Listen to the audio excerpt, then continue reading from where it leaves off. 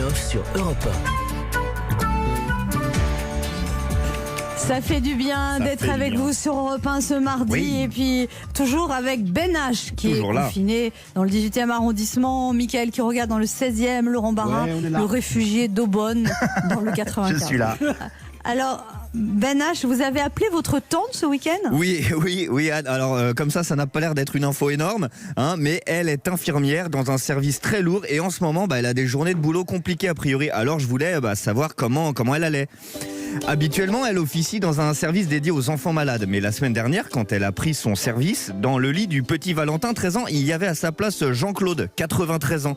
La première réaction de ma tante a été d'être un peu choquée. Elle est habituée aux posologies un peu violentes dans son service, mais elle n'a jamais observé de patient qui en une nuit passait de Justin Bieber à Lynn Renaud.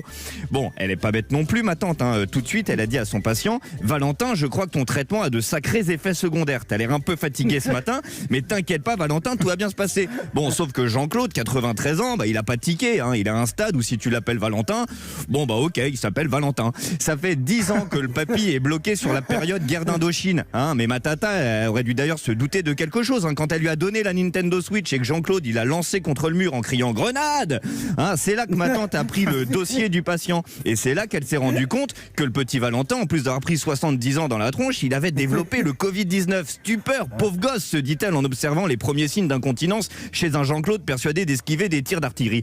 À ce moment-là, le docteur est enfin entré et lui a enfin expliqué une histoire bien moins cocasse et tout à fait réelle pour le coup.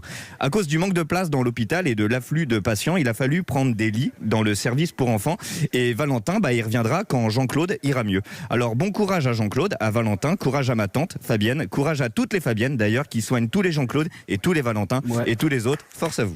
Bravo. Mais bravo. On applaudit les infirmières. Nous, on les applaudit pas que à 20h, les infirmières, on les applaudit toute la journée parce qu'elles font un travail formidable.